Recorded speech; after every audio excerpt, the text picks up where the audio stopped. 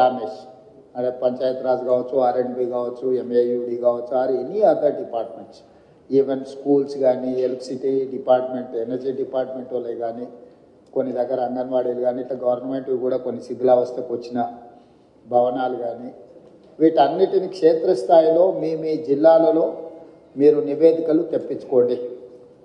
దాంట్లో ప్రజాప్రతినిధుల సహకారం కూడా తీసుకోండి. నా సూచన ప్రజాప్రతినిధులకు కూడా చాలా అంశాలు మీ దృష్టిలో ఉంటాయి, ప్రజలు కూడా మీ దగ్గరికి తీసుకొస్తుంటారు, ఎమ్మెల్యేలకు, ఎంపీల దగ్గరికి. మీరు కూడా వాటిని ఒక నివేదిక రూపంలో కలెక్టర్లకు పంపించండి. దాంతో ఏమవుతారంటే మాకు ఒక రిపోర్ట్ తయారు చేసి డిజాస్టర్ మేనేజ్మెంట్ నుంచి కూడా గవర్నమెంట్ ఆఫ్ ఇండియాకు నివేదిక ఇవ్వడానికి అవకాశం ఉంటుంది. కాబట్టి సంబంధిత అధికారికి అరవింద్ కుమార్ గారు కూడా నా సూచన, ఏ ఫార్మేట్లో మీకు పంపాలనో ఒక పర్మనెంట్ ఫార్మేట్, వాళ్ళకు ఒక డైరెక్షన్ ఇవ్వాలి. ఇప్పటి వరకు మనం ఎప్పుడు పెద్దగా క్లెయిమ్ చేసుకోలేదు కాబట్టి అధికారులు ఆ ఫార్మేట్లో పనిచేసే విధానాన్ని మర్చిపోయారు. ఇప్పుడు ఖచ్చితంగా మనం ఆ ఫార్మేట్లో నష్టాన్ని అంచనా వేసి కేంద్ర ప్రభుత్వానికి పంపించాల్సిన అవసరం ఉన్నది. కాబట్టి మీరు అధికారులందరితో ఇప్పుడు ఆల్మోస్ట్ 16 జిల్లాలలో, ఇక్కడ 7 జిల్లా కలెక్టర్లు మాత్రమే ఉన్నారు, కానీ 12 జిల్లాలలో సివియర్ డ్యామేజ్ ఉన్నది. నాగర్ కర్నూలు అటువైపు పెద్ద మహబూబ్నగర్ జిల్లాలో కానీ, ఇటు కృష్ణా గోదావరి నదుల మీద రెండింటి దగ్గర ఉంది. నా సూచన ఇన్ఛార్జి మంత్రులకు కూడా ఆయా జిల్లాలలో మీరు సమీక్ష చేసుకొని లోకల్ ఎలక్టెడ్ రిప్రజెంటేటివ్స్తో ఒక మీటింగ్ ఏర్పాటు చేసుకొని ఆ కలెక్టర్లను కూడా నివేదికలు తయారు చేయమని చెప్పి, దాన్ని ఓవరాల్గా రెవెన్యూ మినిస్టర్ గారు disaster management comes under revenue, మీరు అందరు మంత్రులతోని సంబంధిత అధికారులతోని మీరు తక్షణమే సమీక్ష చేసుకొని నివేదికలు సిద్ధం చేయండి. ఎందుకంటే మనము రాష్ట్ర ప్రభుత్వం నుంచి నిధులు ఖర్చు పెట్టడమే కాకుండా కేంద్ర ప్రభుత్వం నుంచి రాబట్టుకోవాల్సిన నిధులను కూడా మనం రాబట్టుకోవాలి. మనం ఆ విషయంలో గతంలో కొంత నిర్లక్ష్యము, కొంత వెనుకబాటుతనం ఉన్నది. ఇక ముందు అలాంటి నిర్లక్ష్యం కానీ, అలా కేంద్ర ప్రభుత్వం నుంచి రావాల్సిన నిధులను తెచ్చుకోవడంలో కానీ అలసత్వం ప్రదర్శించడానికి వీల్లేదు. అలా ఎవరైనా అధికారులు వ్యవహరిస్తే అధికారుల మీద కూడా చర్యలు తీసుకోవడానికి ప్రభుత్వం వెనకాడదు. దయచేసి అధికారులకు నా విజ్ఞప్తి, ప్రభుత్వ విధానము మారింది. ప్రభుత్వం స్పష్టంగా కేంద్ర ప్రభుత్వం నుంచి రాబట్టుకోవాల్సిన ప్రతి రూపాయిని రాబట్టుకుంటుంది. మన దగ్గర నిధులు ఉన్నాయి, మనము ధనిక రాష్ట్రం అని చెప్పి కేంద్రం నుంచి తెచ్చుకోవాల్సిన నిధులను తెచ్చుకోకుండా ఈ రాష్ట్ర ప్రభుత్వం వదలదు.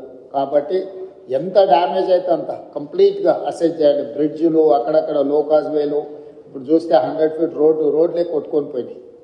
సో మీరు టెంపరీ రిలీఫ్ల కోసమే లేకపోతే టెంపరీ రిస్టరేషన్ కోసం మీరు అసెస్మెంట్ చేయకండి. మీరు పర్మనెంట్ సొల్యూషన్ కూడా ఇందులో మీరు నివేదికలు సిద్ధం చేయండి. ఎంతైతే అంత తీసుకొచ్చుకొని మిగతాది ఏదైనా ఉంటే, ప్లస్ ఇప్పుడు మనకు ప్రధానంగా వరంగల్లో చూసిందంతా మీరు ఏవైతే నాలాలు, ఏవైతే చెరువులు, పాతకాలంలో కాలువలు, ఇప్పుడు నాలాలు అంటున్నామో వాటిని సరైన విధంగా మనము బాటిల్ నెక్స్ క్లియర్ చేయకపోవడం వల్ల ఎక్కువ వర్షం వచ్చి ఇదంతా డ్యామేజ్ జరిగింది. వాటిని ఒక అసెస్మెంట్లోకి రండి. ఎన్ని క్యూసెక్స్ వాటర్ పోతుంది, ఎంత కావాలి, ఎక్కడైనా ఏమైనా ఎంక్రోచ్మెంట్ ఉందా, మీకున్న వరంగల్ చుట్టూతో ఉన్న చెరువులన్నిటిని కూడా చేసుకొని ఇంటేక్ అవుట్ఫ్లోలు ఇన్ఫ్లోలు అని కూడా క్యాలిక్యులేట్ చేసుకొని ఎంత వస్తుంది, ఏమవుతుంది అనేది కూడా మీకు ఒక అసెస్మెంట్ ఉండాలి. అసెస్మెంట్ ఉండాలంటే ఇరిగేషన్ డిపార్ట్మెంట్ని కూడా మీరు ఖచ్చితంగా వాళ్ళని మీ పరిగణలోకి తీసుకోవాలి. వితౌట్ ఇరిగేషన్ డిపార్ట్మెంట్ మీరు లోకల్ డిపార్ట్మెంట్స్ రోడ్లు రిస్టోర్ చేసి మున్సిపల్ వాళ్ళు మీ ఏరియాలు చేసినా మళ్ళీ వర్షం వచ్చినప్పుడు, వరద వచ్చినప్పుడు సేమ్ సమస్య అవుతాయి, సేమ్ కొట్టుకొని పోవడానికి అవకాశం ఉంది. కాబట్టి దయచేసి అట్లాంటి వాటికి అవకాశం ఇవ్వకండి. ఖచ్చితంగా అధికారులు కోఆర్డినేషన్ ఉండాల్సిందే. కలెక్టర్లు మొదట అధికారుల ఈ శాఖల మధ్యలో ఆర్ఎండ్బి, Panchayat Raj, irrigation, civil supplies అయితే ఈ ఎంఏయుడి, వీటి మధ్యలో కంప్లీట్గా మీకు ఒక కోఆర్డినేషన్ పెట్టుకొని పర్మనెంట్గా కలెక్టర్స్ రివ్యూలు చేయాలి. ఒక శాఖకు ఇంకొక శాఖకు మధ్యలో సమన్వయం లేకపోవడం వల్ల కూడా మనకు సమస్యలు ఎక్కువ అవుతున్నాయి. ఒక శాఖ పనులు చేసిపోయిన తర్వాత ఇంకొక శాఖ చేయడం వల్ల కూడా నష్టం జరుగుతుంది. ఎవరు ముందు చేయాలి, ఎవరు తర్వాత చేయాలి అనే దాన్ని కూడా మీకు ప్రణాళిక ఉండాలి. అదేవిధంగా ముఖ్యంగా ఈ చెరువుల నుంచి ఇన్ఫ్లోలు అవుట్ఫ్లోలు క్యాలిక్యులేట్ చేసుకోవాలి.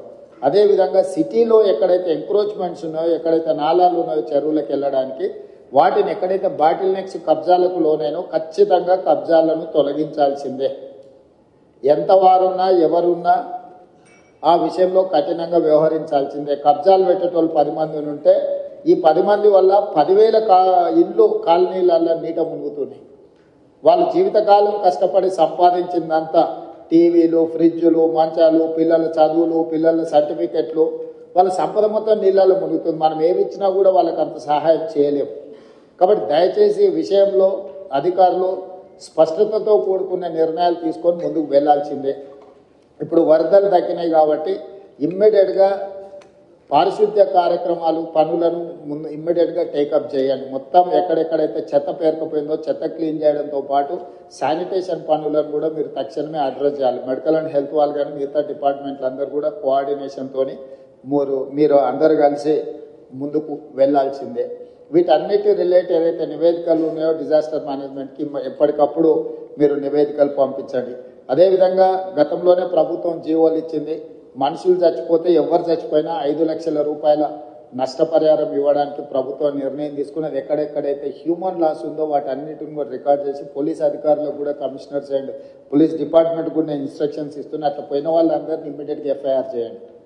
కొన్నిసార్లు ఆలస్యంగా వస్తారు. వాళ్ళు ఒకసారి ఫీల్డ్ వెరిఫికేషన్ చేసి ఎఫ్ఐఆర్లు కడితే రేపు ఇందులో వాళ్ళకి నష్టపరిహారం ఇవ్వాలంటే కూడా ఇవన్నీ అవసరం.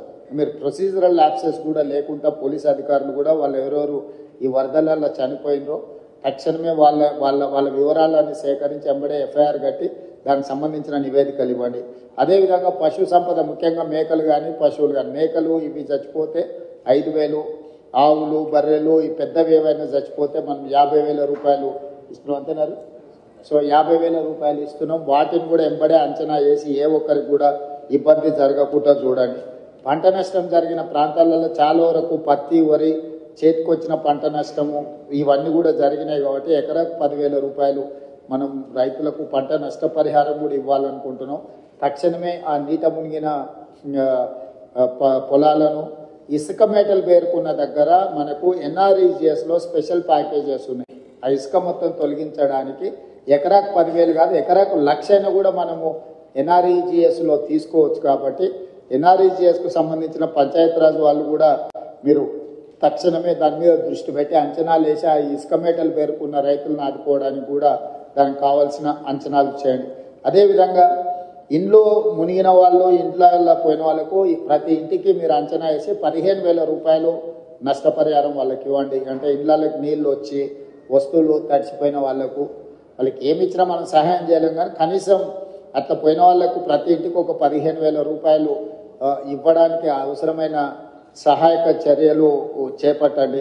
తర్వాత అత్యంత పేదలుండి గుడిసెలుండి లేకపోతే ఏదైనా కొట్టుకుపోయిన వాళ్ళు ఉంటే ఇందిరమ్మ ఇండ్లు ఇచ్చే అర్హత ఉంటే ఒక స్పెషల్ దీని కింద అయినా మనం కాన్స్టిట్యున్సీ వైజ్ ఇచ్చే కోటా కాకుండా అవసరం అనుకుంటే ఏమైనా అదనపు కోటా అయినా కూడా ప్రభుత్వం ఇస్తుంది. అట్లా ఇండ్లు కోల్పోయి నిరాశ్రయులు అయిన వాళ్ళని కూడా లిస్ట్ అవుట్ చేయండి. వాళ్ళకు కూడా మనం కొంతమేరకు ఇల్లు ఇవ్వగలిగితే ఇవ్వచ్చు. అదేవిధంగా ఇంతకుముందు వెళ్ళిన కాలనీలలో వాళ్ళు ఇళ్ల పట్టాలు ఇళ్లకు సంబంధించిన అంశాలు కూడా చెప్పించారు. కలెక్టర్ గారు, లోకల్ మున్సిపల్ కమిషనర్ గారు ఫీల్డ్ విజిట్ చేసి ప్రభుత్వ భూమిలో ఆల్రెడీ పట్టాలు ఇచ్చుంటే వాళ్ళకి ఇల్లు ఎట్లు ఇవ్వాలి, పట్టాలే ఇవ్వకుండా ప్రభుత్వ భూమిలో వాళ్ళు ఇల్లు కట్టుకొని ఉంటే వాళ్ళకి పట్టాలు ఎట్లు ఇవ్వాలి. కొన్ని దగ్గరలో సికమ్ ల్యాండ్లలో ఎంక్రోచ్ అయిన చెరువులలో సికమ్ ల్యాండ్లలో మనము పట్టాలు ఇవ్వడానికి కుదరదు. కాబట్టి ప్రత్యామ్నాయం ఏం చేయాలనో కూడా మీరు దాన్ని దృష్టిలో పెట్టుకొని చేసుకోవాలి. పర్టికులర్గా వరంగల్లో municipal and irrigation department coordination missing. ఇమ్మీడియట్గా ఇన్ఛార్జ్ మినిస్టర్ గారు సంబంధిత అధికారులు మున్సిపల్ అండ్ ఇరిగేషన్ మినిస్టర్ ఈ మున్సిపల్ అండ్ ఇరిగేషన్ అధికారులు కూర్చొని కాంప్రహెన్సివ్గా హన్మకొండ అండ్ వరంగల్ మొత్తానికి మీరు కాంప్రహెన్సివ్ ప్లాన్ చేసుకోవాలి. Warangal outer ring road inside ఏదైతుందో కోర్ అర్బన్ వరంగల్ ఏదైతుందో కోర్ అర్బన్ వరంగల్కి మీరు అండర్ గ్రౌండ్ డ్రైనేజ్ విషయంలో కానీ రోడ్ల విషయంలో కానీ మిగతా డెవలప్మెంటల్ ఇష్యూస్లో కంప్లీట్గా కాంప్రహెన్సివ్ ప్రణాళిక చేసుకోవాల్సింది. దీంట్లో భాగంగానే స్మార్ట్ సిటీలో మీకు కొన్ని నిధులు వచ్చినాయి. మీరు కొంత దూరం స్మార్ట్ సిటీలతో నిధులతో కట్టేసి అక్కడ వదిలేసేది. మీరు అట్లా వదలడం వల్ల ఇంకా పెద్ద సమస్యగా మారుతున్నారు. సో స్టేట్ గవర్నమెంట్ నుంచి అయినా ఏం కావాలనో శ్రీదేవి గారు మీరు ఆ స్మార్ట్ సిటీలో చేయంగా మిగిలిన పనులు ఏం చేయాలనో కూడా దానికి ఒక నివేదిక తయారు చేయండి. మనం అవసరమైతే ప్రత్యేకంగా బడ్జెట్ ఇచ్చి వరంగల్ మీద ప్రత్యేకంగా ఫోకస్ పెడదాం. పనులు మాత్రం వదిలేయడానికి వీలు లేదు. స్మార్ట్ సిటీలో తెచ్చుకోండి. బ్యాలెన్స్ వర్క్స్ ఏవైతున్నాయో ఖచ్చితంగా స్టేట్ గవర్నమెంట్ నుంచి మీరు ప్రపోజల్ ఇవ్వండి. Government is here to sanction all those ఏవైతే సమస్యలు ఉన్నాయో వాటికి సంబంధించి. అదేవిధంగా ఇప్పటివరకు ఆ స్మార్ట్ సిటీలో మీరు ఫండ్స్ క్లెయిమ్ చేసిందా చేయలేదు, ఎందుకంటే లాస్ట్ టైం ఎక్స్టెన్షన్ తీసుకొచ్చినాం 1 year వరంగల్ స్మార్ట్ సిటీ. ఇప్పుడు దానికి సంబంధించి కూడా మీరు ఏమేమి చేయాలనుకుంటున్నారో వాటన్నిటిని కూడా మీరు ఖచ్చితంగా ఎంబడే టేకప్ చేయాలి.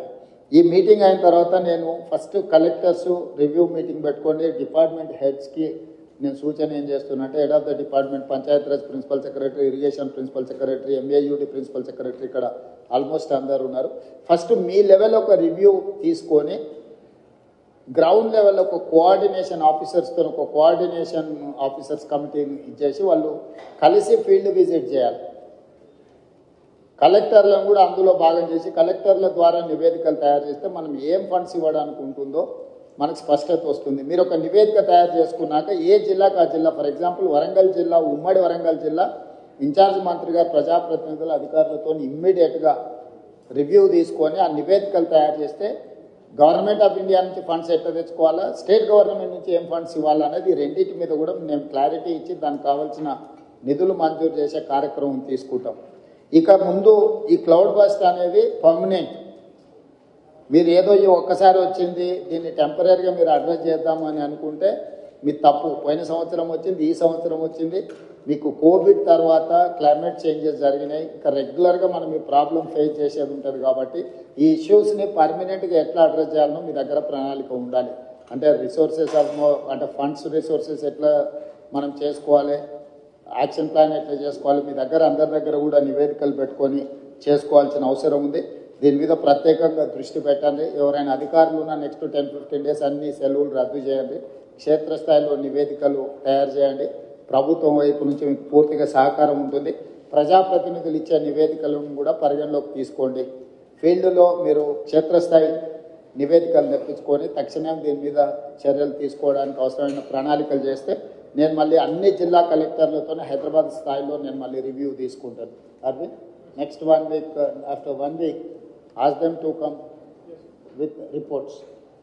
టోటల్గా ఆయా జిల్లా నివేదికలు మీరు తెప్పించుకొని మీరు అంతా చేసిన తర్వాత నాకు ఒక రిపోర్ట్ పెడితే దాని మీద గవర్నమెంట్ ఆఫ్ ఇండియా నుంచి ఒకవేళ ఏమన్నా వాళ్ళ కమిటీని ఎవరినైనా ఇన్వైట్ చేయాలన్నా లేకపోతే మనమే వెళ్ళి నివేదిక చేయాలన్నా ఏం చేయాలని దాని చేద్దాం. రెవెన్యూ మంత్రి గారు మీరు పర్సనల్గా దీన్ని దృష్టిలో పెట్టుకొని చేయాల్సిందిగా కోరుకుంటున్నాం. ఆర్ఎన్బి పక్క నుంచి చెప్తుంది, ఆర్ఎన్బిలో చాలా రోడ్లు డ్యామేజ్ అయినాయని. ఆర్ఎన్బి అధికారులు వికాస్ ఆర్ఎన్బి నుంచి ఏముందో మీరు స్పెషల్గా ఒక ఆఫీసర్ని ఇచ్చేసి దీని మీద కంప్లీట్గా నివేదికలు తెప్పించండి. లోకల్ ఏ ఇష్యూస్ ఉన్నా కూడా ఒకసారి దీన్ని టోటల్గా నివేదికలు తెప్పించి పనులు పూర్తి చేయాల్సిందిగా కోరుకుంటూ, అధికారులు ఎవరు నిర్లక్ష్యం వహించినా ప్రభుత్వం దాన్ని సీరియస్గా పరిగణలోకి తీసుకుంటుంది. దయచేసి నిర్లక్ష్యం అనేది వదలండి, క్షేత్రస్థాయిలకు వెళ్ళండి. కలెక్టర్లు కూడా ఫీల్డ్ విజిట్లు చేయాల్సిందే. నేను కలెక్టర్లు చీఫ్ సెక్రటరీ గారు కూడా చెప్పిన, మీ ఏసీఆర్లు రాసినప్పుడు మీ ఫీల్డ్ విజిట్స్ కూడా వన్ ఆఫ్ ద క్రైటీరియా. మీరు అనుకోవచ్చు ఫీల్డ్ విజిట్ చేయకపోతే ఎక్కువ అయితే ట్రాన్స్ఫర్ చేస్తారని. ట్రాన్స్ఫర్ చేయకుండా మీ వార్షిక నివేదికలలో కూడా మీరు ఎన్నిసార్లు ఫీల్డ్ విజిట్ చేసారు, ఎక్కడెక్కడికి వెళ్ళి, ఎడ్యుకేషనల్ ఇన్స్టిట్యూట్స్ ఎన్ని చేసారు, డిజాస్టర్లో ఎన్ని అడ్రస్ చేసారు, అన్నిటిని కలిపి దాన్ని కూడా ఒక బెంచ్ మార్క్గా ప్రభుత్వం పరిగణిస్తుంది. దయచేసి ఈ అంశాలను అన్నిటిని కూడా దృష్టిలో పెట్టుకొని ఇప్పటివరకు బాగా పనిచేసిన అధికారులను అభినందిస్తూ, బాగా పనిచేయాల్సిన అధికారులకు సూచనలు చేస్తూ భవిష్యత్ కార్యాచరణని సిద్ధం చేసుకోండి అని తెలియజేస్తూ మీ అందరి దగ్గర సెలవు తీసుకుంటున్నా. ధన్యవాదాలు.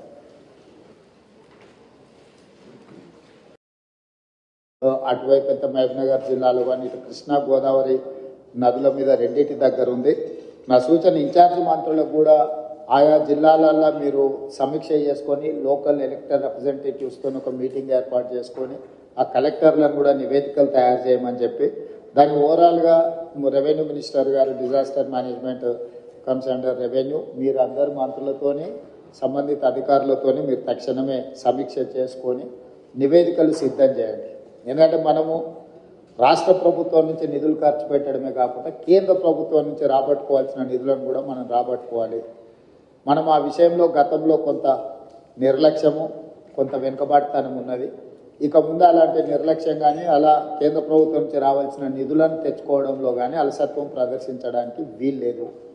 అలా ఎవరైనా అధికారులు వ్యవహరిస్తే అధికారుల మీద కూడా చర్యలు తీసుకోవడానికి ప్రభుత్వం వెనకాడదు. దయచేసి అధికారులకు నా విజ్ఞప్తి, ప్రభుత్వ విధానము మారింది. ప్రభుత్వం స్పష్టంగా కేంద్ర ప్రభుత్వం నుంచి రాబట్టుకోవాల్సిన ప్రతి రూపాయిని రాబట్టుకుంటుంది. మన దగ్గర నిధులు ఉన్నాయి, మనము ధనిక రాష్ట్రం అని చెప్పి కేంద్రం నుంచి తెచ్చుకోవాల్సిన నిధులను తెచ్చుకోకుండా ఈ రాష్ట్ర ప్రభుత్వం వదలదు. కాబట్టి ఎంత డ్యామేజ్ అయితే అంత కంప్లీట్గా అసెస్ చేయండి. బ్రిడ్జ్లు అక్కడక్కడ లోకాజ్ వేలు ఇప్పుడు చూస్తే 100 ఫీట్ రోడ్లే కొట్టుకొని పోయినాయి.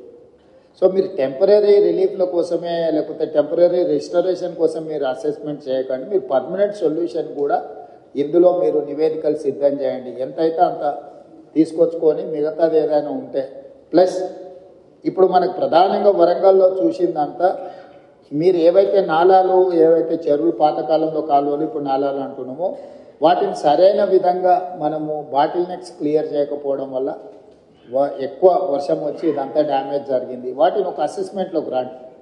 ఎన్ని క్యూసెక్